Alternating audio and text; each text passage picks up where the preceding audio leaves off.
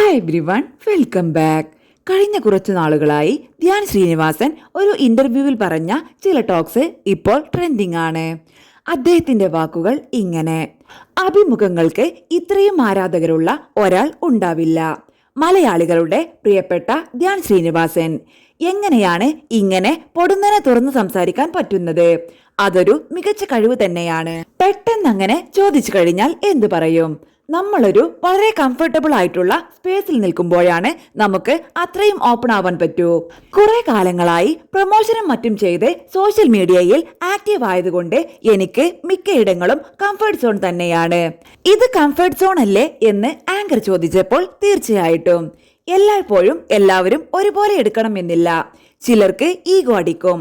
കാരണം നമ്മൾ പറയുന്ന കാര്യം അയാളെ ഏതെങ്കിലും തരത്തിൽ വേദനിപ്പിക്കുന്നതായിരിക്കും. പക്ഷേ ആ ഒരു സ്വതന്ത്രം നമുക്ക് അയാളുടെ മേലിൽ ഇല്ലെങ്കിൽ ഇതെല്ലാം തിരികെ കിട്ടുകയും ചെയ്യും. എനിക്ക് അത്രയും ഉറപ്പുള്ള സ്ഥലത്തും ഞാൻ എന്തെങ്കിലും പറഞ്ഞാൽ അവരും തിരിച്ചു പറയും എന്നുള്ളതിലും ഓക്കെ ആയിരിക്കണം. ഇപ്പോൾ ധ്യാൻ എന്ത് ആരോട് പറഞ്ഞാലും അവരും ഓക്കെയാണ് എന്നുള്ള അവസ്ഥയിലേക്ക് എത്തിയിട്ടുണ്ട്. ചില കാര്യങ്ങളിൽ, ചില ഘട്ടങ്ങളിൽ എല്ലാ കാര്യത്തിനെയും കുറിച്ച് നമ്മൾ പ്രതികരിക്കുന്നില്ലല്ലോ. നമ്മളുള്ള സ്ഥലത്ത് നമ്മളെ ജോലിയുമായിട്ടുള്ള കാര്യങ്ങളൊക്കെ ഞാൻ പ്രതികരിക്കാറുള്ളൂ. അല്ലാതെ രാഷ്ട്രീയപരമായോ അല്ലെങ്കിൽ വഴിയെ പോകുന്ന പ്രശ്നങ്ങൾക്കോ ഞാൻ പ്രതികരിക്കാറില്ല. എന്നാലും അത്യാവശ്യം വിവാദങ്ങളും ഒക്കെയുണ്ട്.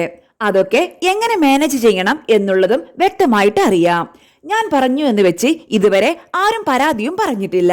കാരണം അവർക്കറിയാം എന്തുകൊണ്ടാണ് അങ്ങനെ പറഞ്ഞത് എന്ന്. ഇപ്പോൾ ഞങ്ങളോട് തന്നെ പ്രൊഡ്യൂസർ പറഞ്ഞിട്ടുണ്ട്, ധ്യാനാണ് കേട്ടും കണ്ടുമൊക്കെ ഇരിക്കണമെന്ന്. അത് ഉരുളക്കുപ്പേരി കിട്ടും എന്ന് അവർക്ക് നന്നായിട്ട് അറിയാമെന്നതുകൊണ്ടായിരിക്കും അങ്ങനെ പറഞ്ഞത് എന്ന് മനസ്സിലാക്കാം.